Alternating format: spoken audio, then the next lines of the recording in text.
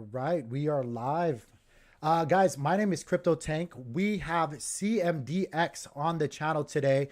We're going to be talking about our COMDEX. I'm sorry. We're going to be talking about what they are doing on their platform because they have amazing developments happening in the DeFi space and on their platform. But first, if you guys don't mind, let me go ahead and just introduce you guys because I don't know if anybody hasn't been doing their homework or not. Hopefully you guys have been, but this is the two CEOs and the founders of COMDEX. And again, forgive me, I'm just from the South. I'm a little American, so I might say your names wrong. Siddharth and Abhishek, correct? Yep, you got that right. Oh, awesome. I feel good about myself for not butchering your names. I usually do horrible with that. But guys, if you guys don't mind, give us a real quick overview of what COMDEX is, what you guys are trying to achieve, and what you guys are working for on your platform. Sure. So thank you so much for having us on the show. First of all, really happy to be here and excited to get into the conversation. So just a quick background on COMDEX. At COMDEX, we're essentially building a suite of DeFi products that are ultimately aimed to bridge DeFi and CeFi for the average DeFi user. We kind of started off our journey by focusing on the commodities trade industry, which is one of the oldest and one of the biggest industries in the world. And we kind of grew from there onwards into kind of building solutions that bring payment services as well as financial services to this industry. Mm-hmm. And we did that by building out a chain, which is the COMDEX chain today, which focuses on the core DeFi primitives that one kind of needs to deploy any kind of DeFi application. Kind of also focusing, very heavily on the Cosmos ecosystem, which is, home for us for the past few years. And what we're kind of working towards now is ultimately bringing a broad suite of DeFi products that serve the Cosmos ecosystem and then ultimately serve the multi-chain future that we all work towards. Okay, because you guys have been building COMDEX for, I believe, did you guys start in 2018? Yep, that's correct. We started in 2018. And at that time, our focus was primarily towards creating this product, which is our enterprise trading platform, which digitizes, traditional commodities trade, dealing with physical commodities, ultimately, making it more efficient and transparent by adding, instant settlements and financing as well. Okay. Real quick, I just want to ask the chat, can you guys hear us okay? Is everything okay? Let us know. Blue, if you guys don't mind, I know there's a little bit of lag. Brent, could you tell me, does everything, the visuals, the audio, everything sounds okay or looks okay?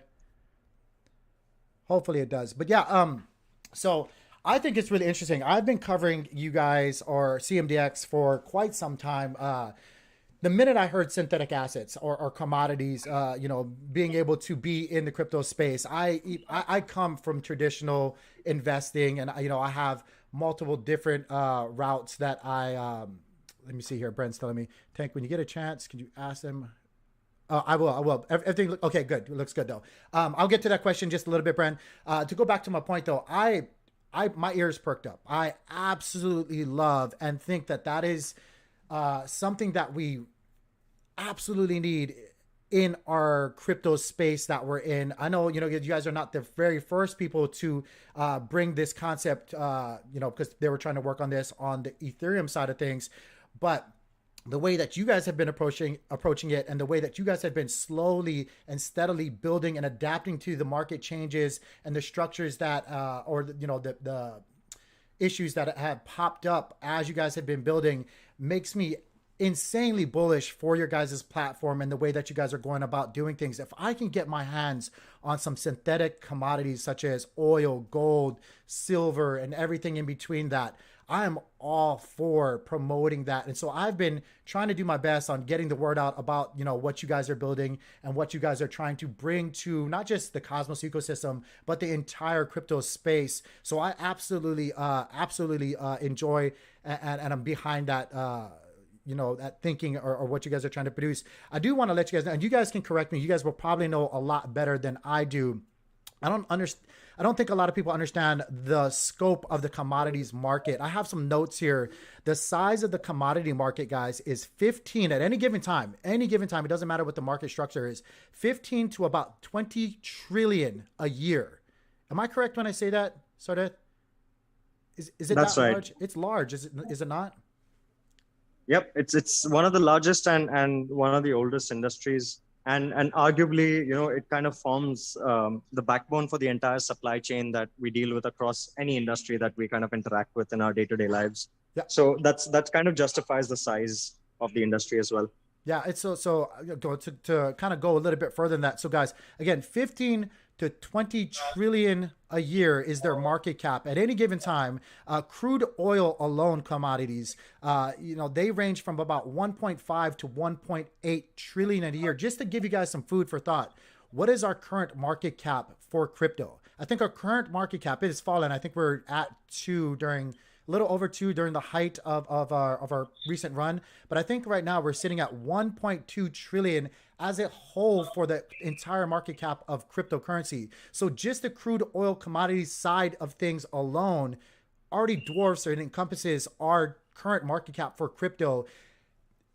It is insanely bullish on what COMDEX and the team here has been working on and trying to bring to our space. If we can capture just a fraction, I think I was playing around because, what else do you do in a bear market but play around with ideas and come up with things? But I was playing around with some numbers, and I think I came up with, if we just captured 5% of a 15, I'm going on the low end, $15 trillion commodities market, that brings us to about, what is it, $750 billion.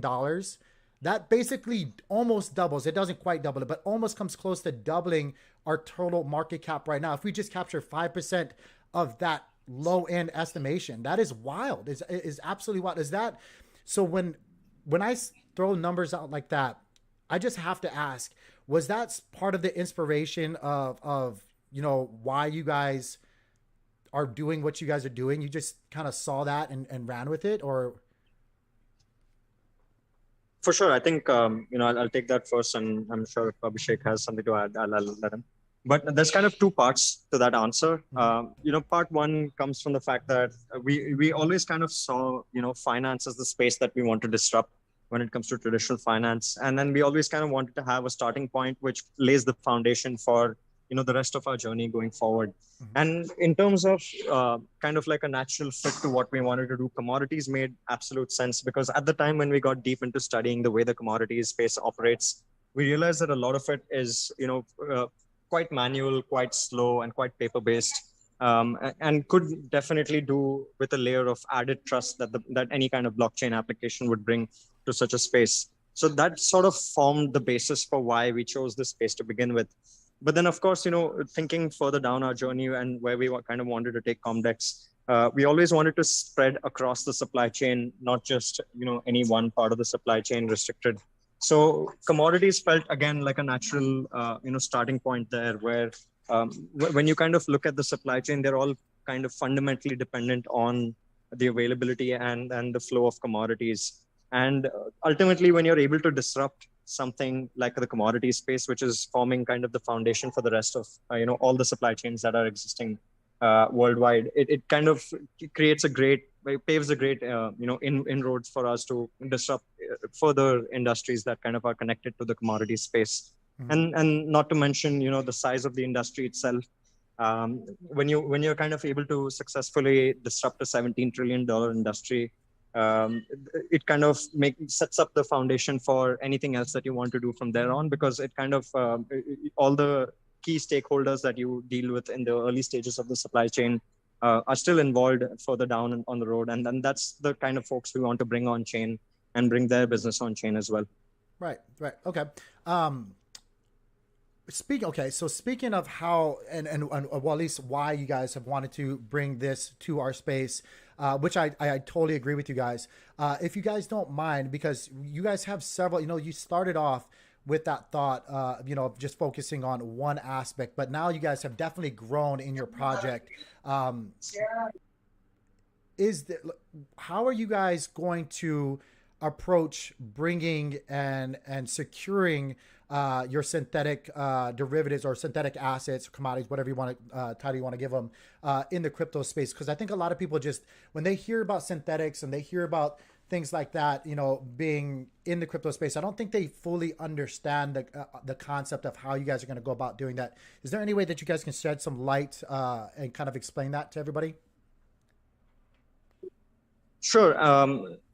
it all kind of stemmed from kind of studying the conditions of the macroeconomic environment that we're in, not just now, but I guess over the past few years. Years of sustained quantitative easing and a lot of kind of money printing from the Fed, especially if you kind of look at more recent history. I think more than 25% of dollars in circulation were all minted in the past year itself. Yeah. So we're kind of looking straight down the barrel at inflation that's kind of going to affect us all. And when it comes to kind of preservation of capital, at this stage of macroeconomic cycle that we're in, we kind of all seek havens of safety, where you're kind of looking for assets that don't necessarily have massive upside, but can definitely protect you on the downside when it comes to inflation resistance. And ideally, you kind of look for assets that have inherent tangible value. If you look at the way kind of equity markets performed over the past few years, there was definitely a great kind of bull run that we all enjoyed on the equity side of things as well. But to a great extent, It was the fantastic. fundamental data. It was fantastic for myself. Absolutely. I can tell you that much. But to quite an extent, the fundamental data doesn't quite match up to the performance that we saw. And when you kind of go through this cycle where equity markets are not really necessarily performing the way the fundamental data suggests, and you kind of simultaneously see massive money printing or inflation happening on the other side of things, as the average investor, you start thinking about, well, what are safer places for me to park my capital so that I can get through this without inflation biting too much into what I've accumulated over the past few years. And in that sense, if you look at just the long run performance of some of the key core commodities that humanity as a whole kind of deals with, they actually start emerging as really attractive investable options or investable asset classes. Sadly, today, traditional finance doesn't give you too many avenues to kind of, directly invest in those as retail investors. I mean, today, mom and pop investors can't just pick up, crude oil derivatives or gold derivatives or things of that sort. And even if you kind of think about buying gold, then it's a question of custody and where do you kind of store it and how do you kind of secure it and things of that sort. So there is definitely a need for something like a derivatives market to penetrate the retail space so that people are able to kind of access these asset classes that they previously never had access to, and then benefit from the kind of speculative price movements that they expect from that asset class. So that kind of formed like a fundamental vision behind bringing this asset class to people and making it investable much easier than TradFi alternatives for the average mom and pop. Right. Okay. And I absolutely love that you brought that up. I've talked about it several different times because, like I said, I actually come from traditional investing. Like I love owning land. I love owning physical businesses. I own multiple different types of businesses, whether it be fitness or medical companies. My wife's an actual doctor herself, so we actually own a fairly large medical company, and we're diversified in many different traditional mindsets or ways. But you're absolutely right when you say the average person, even if you're just out there on Webull or whatnot trying to buy gold or stocks or whatever, but if you're actually trying to go out there and buy physical gold or physical assets that are hopefully going to be retaining their value a lot more than some of these investments that people are making, a lot of people don't understand that the bar to entry just to buy physical gold and then custody it, like you said, like there's a lot of fees and a lot of things or caveats that go along with just buying precious metals or obtaining, like, obviously land. A lot of people, especially nowadays, are finding it very hard to even buy their first home, let alone some land that is very much overpriced, unfortunately. But then there's taxes and everything that go into that. So I really that definitely does resonate with me with what you were saying and what you're trying to accomplish by bringing those synthetic means to our space. Now, I do have to ask with everything in those, I think it was actually a question here on this channel. And again, forgive me if it does seem like that, but on my channel, I've made a commitment to everybody within that's in our community to always be as transparent as possible and ask, what some might think are the hard questions. What just happened with UST and what we just recently saw with the market and certain things happening, geopolitically or whatnot. I think one of the community members here to ask, with everything that just happened, is the team in a good position to keep working throughout this bear market on COMDEX. I know you guys obviously, I think you guys are in a great position personally myself, but I know a lot of people have asked me that question too. Like, hey, Tank, are they even in a good? A lot of people and projects had a lot of UST in their war chest per se that unfortunately got hit hard. Are you guys in a good position? Is that something that you guys mind telling the community?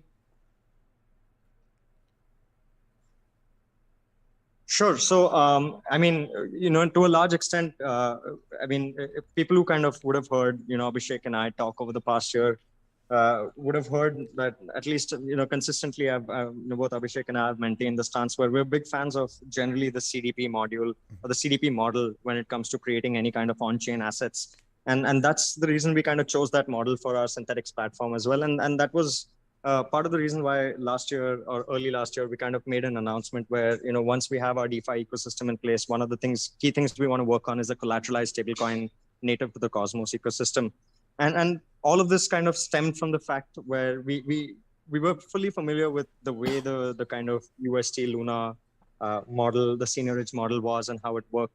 And to quite an extent, both Abhishek and I held some degrees of doubts about what's the long run sustainability of a model like this. Mm-hmm. And so we had that awareness, somewhere at the back of our mind where, this is a possibility which we should be prepared for.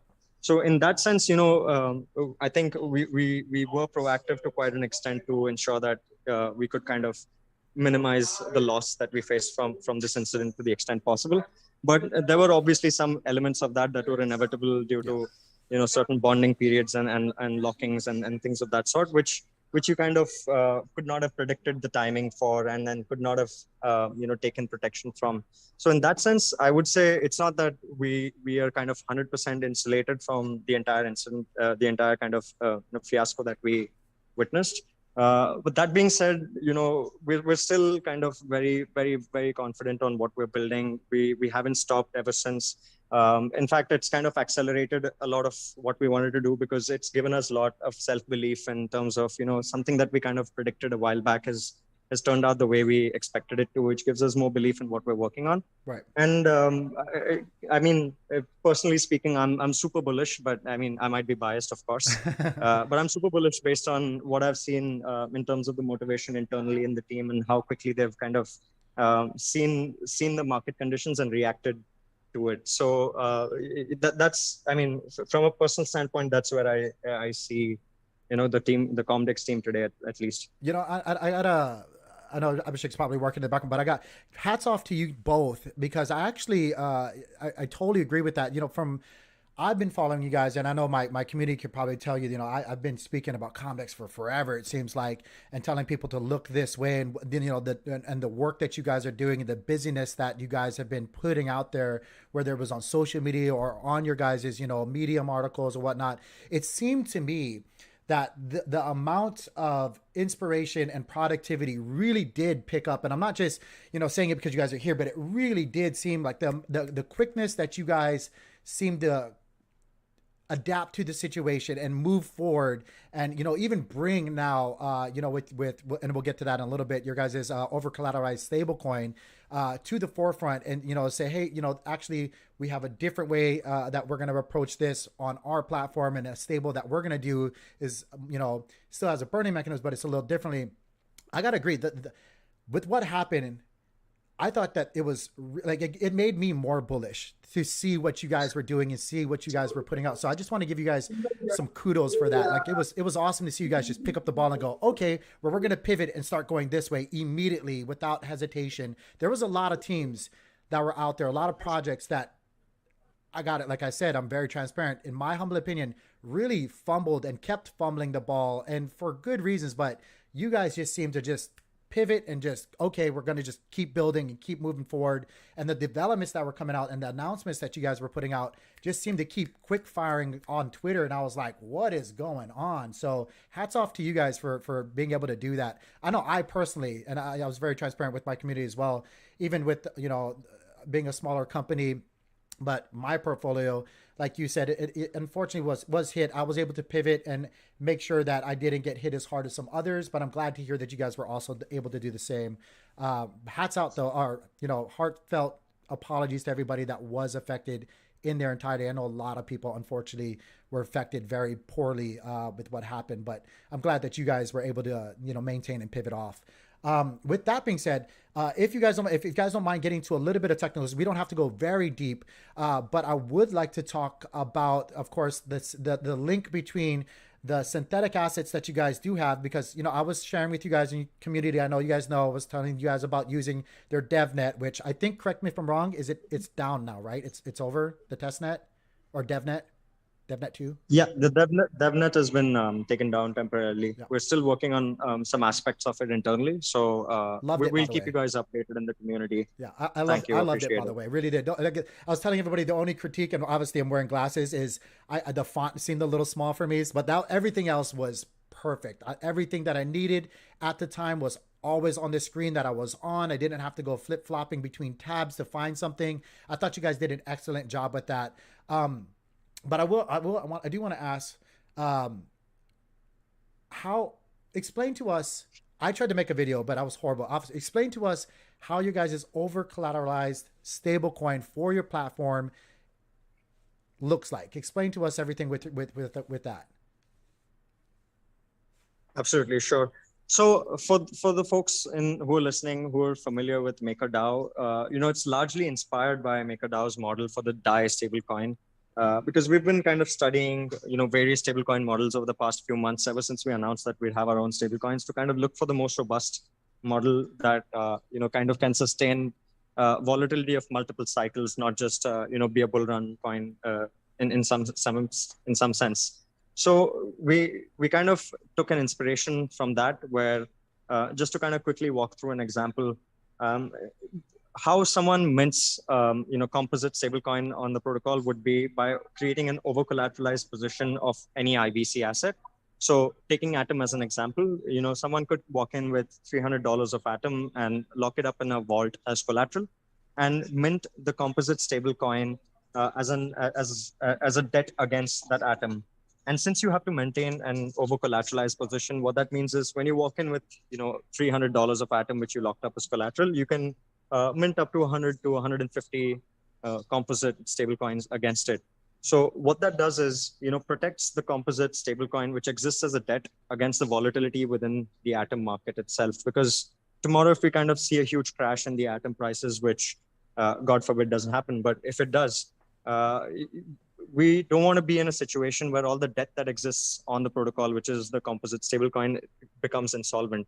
So what we've kind of done is also defined a liquidation threshold, which means a ratio of collateral to debt at which we begin to liquidate the collateral and make the debt solvent, so that that ratio is maintained. So in most cases, that would be approximately 150%, maybe more. Mm-hmm. What that means is, if the price of your $300 Atom starts dropping, where the $100 of composite that you've minted against it, if the value or if the ratio of those two values goes to 150% or below, the protocol starts selling Atom gradually to buy and burn composite tokens, so that there's no outstanding insolvent debt on the protocol in cases of extreme volatility.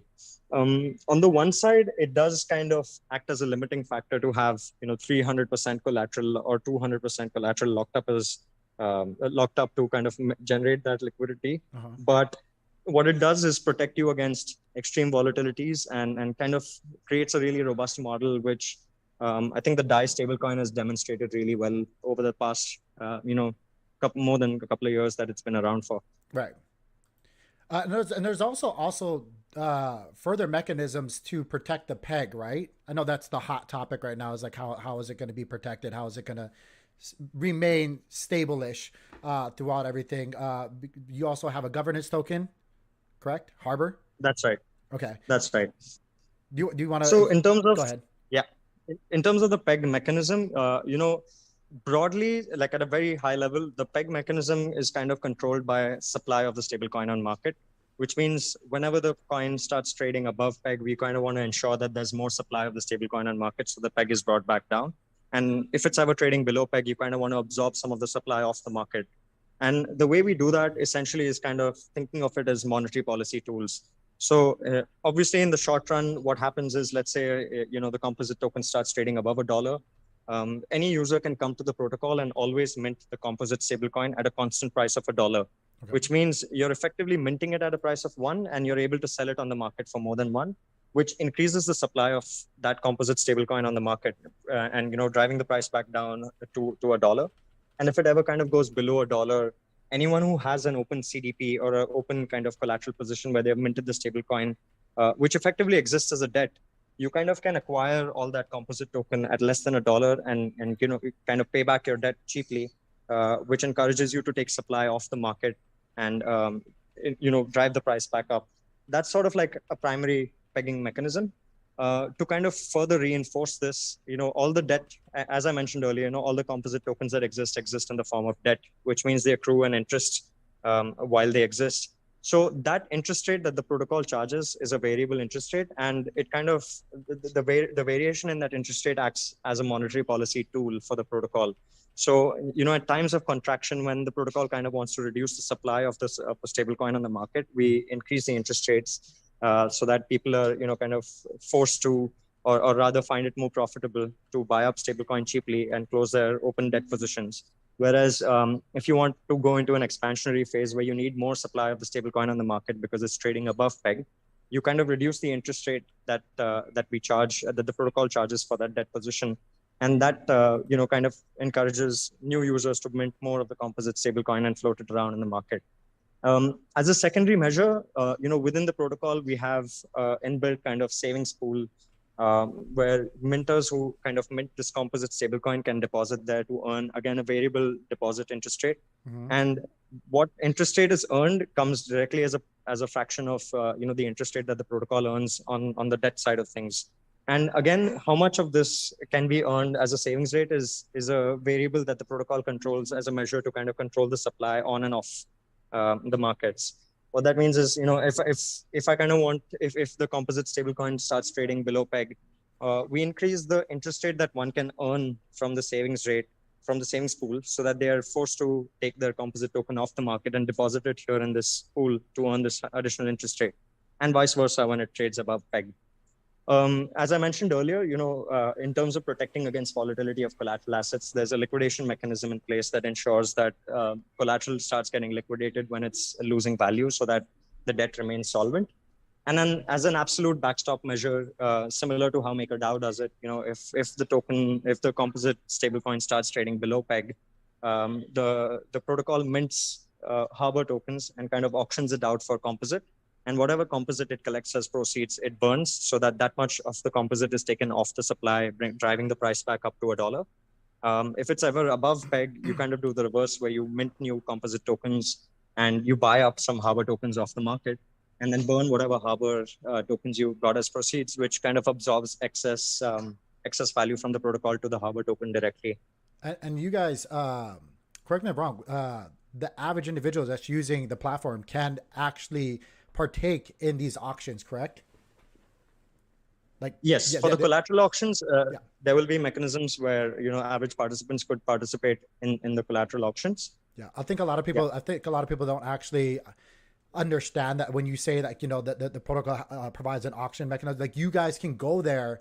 And I when I first saw that, when I was playing with the DevNet 2 platform, and I clicked that little tab, I started smiling a little bit, because that's the kind of stuff I like to get into, those moments. There's a lot of opportunities from what I'm hearing, not just obviously for the stable and whatnot, but for the way that the platform is structured.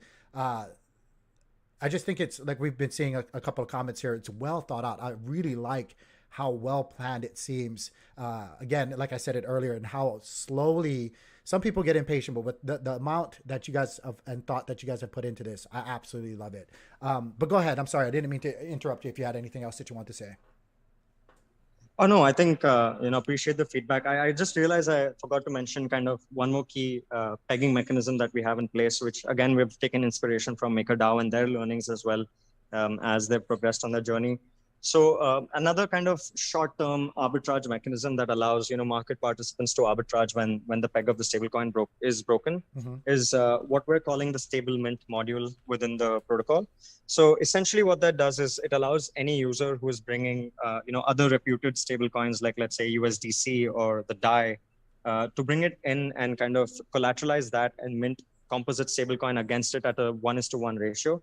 And instead of the composite existing as a debt which accrues an interest on an ongoing basis, we kind of charge a flat fee upfront as almost effectively a swap fee, because you're kind of swapping your DAI for a stablecoin. Right. But except for the stablecoin already existing, it kind of comes into existence by being minted at that point. And this will be, this has kind of in the DAI system proven to be an effective tool for achieving short-term arbitrage and allowing market participants to do it, easily rather than opening up a CDP or closing an existing CDP. So this would kind of act as an additional layer of reinforcement for the peg, allowing kind of any participant to arbitrage and benefit when the peg is broken, and also at the same time kind of maintaining a good healthy reserve of alternative stablecoins for the protocol as well. Nice. We did actually have a question from Birch here. They said, Tank, can you ask what makes them, again, I think I already know this, but obviously they want to hear your guys' take on it. What makes them different or stand out from other platforms in the ecosystem that offer CDPs like Kava, for example, or do they have any collaborations with other platforms? I don't know if one of you we're kind of actively, trying to reach out to other foundations and other projects that are building in the ecosystem to kind of create a entirely composable, DeFi ecosystem for the Cosmos as a whole. Mm-hmm. So in that sense, one key kind of difference I would say that we've taken in our approach is trying to focus on maximum interoperability from day one. So what we kind of want to do is have as many IBC assets interoperable into the protocol on day one as possible, so that we're able to kind of capture a larger share of the Cosmos ecosystem as we can. And the way we kind of do that is, we've spent, I think, the past couple of months extensively studying various risk-based metrics for all the IBC assets that are out there today, to kind of establish how we can, collateralize these assets, how much of these we can maintain on the books of the protocol, and how it can kind of affect the safety of the protocol or the health of the protocol as a whole. So in terms of our kind of primary approach, that's one of the things that we've taken more time to focus on. And obviously in terms of the long run roadmap for what we want to do, we've always kind of spoken about bridging DeFi and CeFi, and what that truly means is integrating this whole DeFi ecosystem that has beautifully evolved over the past couple of years into some of the elements of CeFi, which kind of offer the average investor a safer haven for investments, but can often get overlooked, especially in the kind of bull markets we live through, where everyone was kind of used to 3-digit APYs on yields on assets and things of that sort. But when it comes to long-term sustainability and long-term yield generation, we believe that the kind of structures that a lot of CeFi instruments have adopted to offer that, although the limitation of CeFi being it kind of remains restricted to a certain class of investors and accredited investors and things of that sort. So we kind of want to pick up on those elements of CeFi where we kind of take those assets, take those safer instruments that generate sustainable yield, but make them decentralized in that they're accessible to the average DeFi investor without having inbuilt conditions like one must be an accredited investor or undergo severe KYC and things of that sort. Mm-hmm. So our long-term vision, obviously, with all the DeFi protocols on DeFi kind of products that we want to build, is to build those bridges beyond just the DeFi ecosystem, kind of into the CeFi space, so that when it comes to true evolution of DeFi, when it kind of matures to the stage where people are used to a sustainable yield number, which we haven't kind of seen over the past 2 years. At that point, we kind of want to be ahead of the game, where we have the infrastructure and the structuring in place to swiftly channel this capital in and out of DeFi and CeFi. If you don't mind me asking, what, in your humble opinion, and nobody knows the future, when do you think DeFi will mature to maybe not mainstream adoption, but into a place where some might say it's right now, but into a place where it's taking more? Well, actually, let me rephrase it. When do you think DeFi and CeFi will be in a place that you would want to, and the COMDEX team would like to see it at? Like, do you think that's a year from now, 2 years, maybe in the next bull run, or? I think that's a very good question, and to quite an extent, it's hard to kind of trace the natural trajectory for these things. And a lot of times I feel like there is no natural trajectory. A lot of times I feel, as a species, we're a reactive species and we end up just reacting to things that happen to us. And sometimes a lot of these evolutions come from, certain external nudges or external kind of incidents or events that happen in the world. So, not trying not to get political here, but you never know how this Russia situation evolves, right? If it goes too far, it kind of forces people to look outside of traditional financial systems, because you never know how something like this, if it kind of escalates, how it could affect the global financial system, how it affects individuals and retailers who are kind of dealing with, regular financial assets and instruments. In that sense, it could take an incident like that and to kind of just truly usher DeFi into the next realm.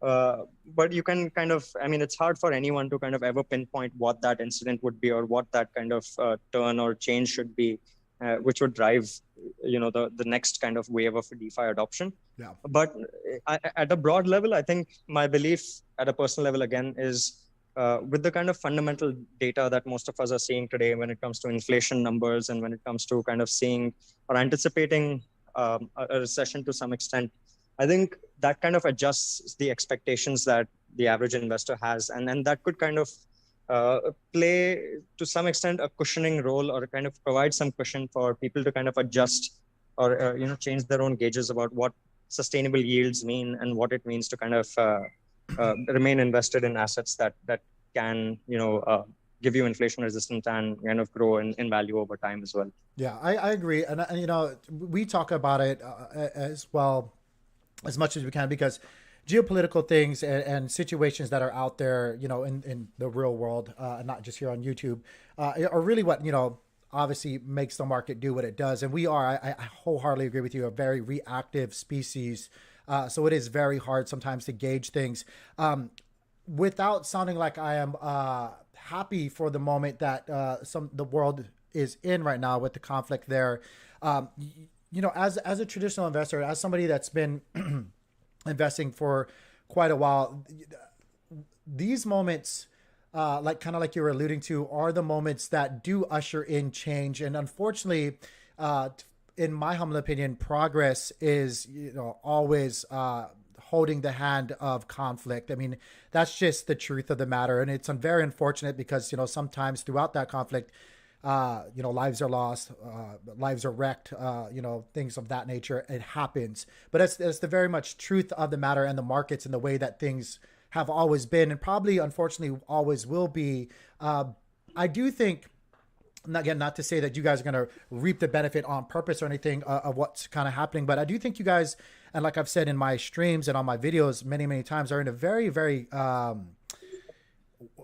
you're in a great position, in my humble opinion, for what you guys are trying to bring to market, what you guys are trying to accomplish with your goals and whatnot, because of these current situations with Russia, with Ukraine, with, unfortunately, what happened with the virus and the mass money printing and all that stuff. People are 100% now from the traditional market. I got my father, my grandmother, who, is very old now, all coming to me and asking me, where else can they go? Because like you said, people are wanting to know, like, where can I protect my, my store value, my portfolio, everything that I've worked so hard for now, because they see the uncertainty that's happening, not just with the US, but globally, with different market structures, because of it interrupting other commodities. Like we all know, Russia provides quite a bit of materials and things for the UK, and that if that gets disrupted, like what happens with these markets. So I think, and again, like the entry level, like you were saying earlier in the video, for the average person to partake in some of these things that everybody wishes that they could partake in, is so high, so that they just can't. But what you guys are trying to do and open that door wide open, and I think people are, admittingly, not just because I'm in the space, but because people on a day-to-day basis that know nothing about what I do, if I'm rolling, I do jujitsu. If I go to my class and I'm rolling jujitsu, and somebody even just hears me say something about crypto, immediately their ears perk up, because I think everybody out there is looking now for a pivot. They're looking for another way to do things.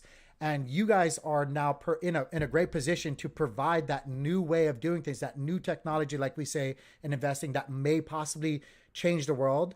And you know, I'm just really excited for you guys, really, like genuinely very excited for your platform and what you guys might be able to do for the common person out there, as far as a possibility, you know, going forward. So, and I think you guys are in a great space. I don't know if we can call it here. We've kind of been going on for almost an hour now, but unless you have anything else you want to say, I just want to say thank you guys for coming on the stream. Thank you everybody for listening. Do you have anything else so that you would like to talk about COMDEX that maybe we missed before we end, or community, any For questions? sure. I mean, go ahead. for sure. I mean, first of all, thank you so much for you know your words there. That they definitely kind of you know give us a lot of assurance in terms of what we're doing, and kind of want to take this moment to just give a huge shout out to the entire team. I think the way they kind of reacted to everything that happened in the past few weeks has enabled you know Abhishek and I to be able to get where we are. So big shout out to the team, and definitely also a huge shout out to the community, because we've kind of seen the conversation in the community for a while, and I think at least personally, I've not seen many other communities where people kind of get involved into the product the way the COMDEX community has. And we kind of want to continue encouraging that. So, you know, we're kind of opening up the floor to a lot of the internal conversations that we have onto our own forum, which is forum.comdex.one. So definitely encourage, you know, more of you guys to kind of check out what the conversation is like there, what the discussion is. And it's truly an opportunity for anyone to kind of truly be involved in the product making process, because we've realized that so much of the valuable feedback we've got over the past year has actually come from the community itself. And that's kind of where we kind of want to continue in terms of our process of building as well, is by integrating what the community truly needs as well. Because at the end of the day, they're all going to be the users that use these you know protocols and applications. And in that sense, you know, I think the more of you that get involved, the better the applications themselves turn out to be, because we kind of take into account everyone's, you know, feedback and thoughts on it. And obviously, kind of reminding everyone to kind of look out for Composite, which is our stablecoin, which we've already put a proposal up for, you know, putting the testnet out for it, so that people can kind of start getting involved. And we'll a lot of exciting updates coming there. So do watch our spaces. You know, we're definitely excited to bring you guys these products. There's Komodo coming pretty soon as well, which will allow you to earn lending borrowing yield on not just all your IBC assets, but also on the composite stablecoin. So kind of, I would just say watch this space, because plenty coming from our end in the coming few weeks and months. Yes, and I know I do want to, because I just thought of something.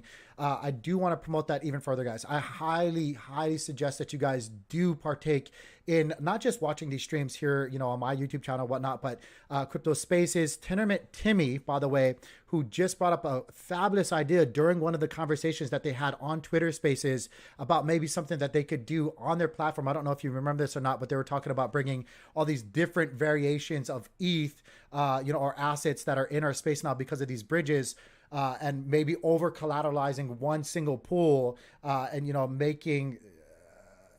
I don't want to go too much more into that, but anyway, to go back to this point, a lot of these developments that happen, they really do listen to the people that are giving them feedback. So if you guys want to learn more, if you guys want to partake, I highly suggest that you guys jump in the Twitter spaces that they're involved in. And like I said earlier, the COMDEX team, they're all over the place. They're talking with everybody because they really do want to hear the feedback from everybody. And I do just want to give you guys one quick feedback. This is coming from Bren. And, you know, again, this is probably like many other people feel this way.